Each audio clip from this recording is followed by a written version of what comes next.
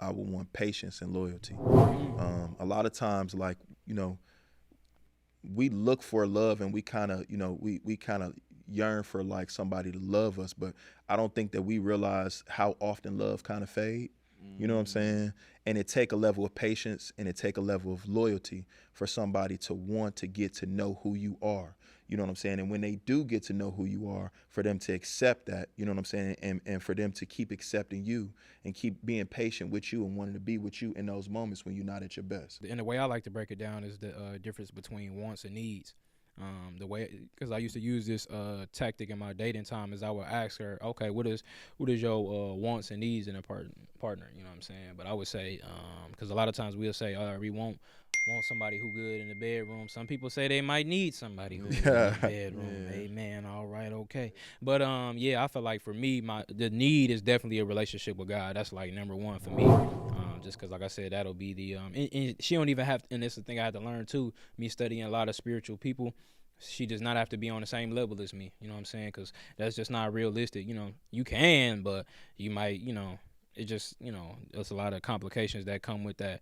But as long as she's open and believing in God, I'm confident that I can lead her to grow her own relationship for herself. I won't do it for her, you know what I'm saying? But I can lead her to that. So being open and having a relationship with God, number one. And then number two, I would say being a nurturer.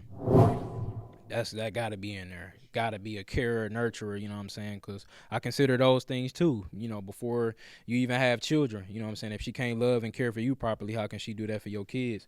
And then a lot of people, wonder why when they had these, situations that the woman does not know how to take care of a child.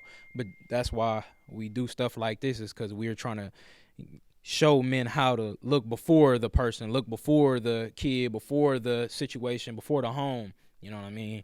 My bad, amen. But yeah, that's some of the things that I've been looking at, is just like, yeah, how can she really care? Because I know, and the reason why I say the care one is because this is when that vulnerability stuff kick in once again, is that I got a big calling on my life. I got a real big calling on my life. Like, that's been the biggest reason why I say stuff like that, celibacy and all of that, because I've been open spiritually. He been showing me like, yeah, I always wanted you to be right here, because I'm finna take you somewhere else. So because of those different things, and I know that I got so many people I gotta heal and be a therapist, and so many things for so many different people. I need a woman at the end of the day, like J. Cole said, even on your lowest days, when you're no longer Superman, at least you got Lois Lane. Listen, you know what I'm saying? So you gotta always have somebody to come home and pat you up. You know what I'm saying? Speak that. That's my biggest fear, is that if I get a woman who got all of these things, man, she look good, bedroom good, we a good couple, we take great photos together. She can even be a woman of God, but if you can't care for me and you can't nurture me back to life, you know what I'm saying? I can't be with you. You know what I'm saying? So those are my two biggest desires when I search for a woman. That's the importance of being alone and learning yourself. For you to be able to make that statement that you just made, that's just powerful. You know what I'm saying? That's powerful, because you wouldn't have known that. You'd have just been in love with that person. Right. And who's to say you would have arrived at this aha moment on your journey, or when you would have arrived to it, Right. if you would have ever even got there,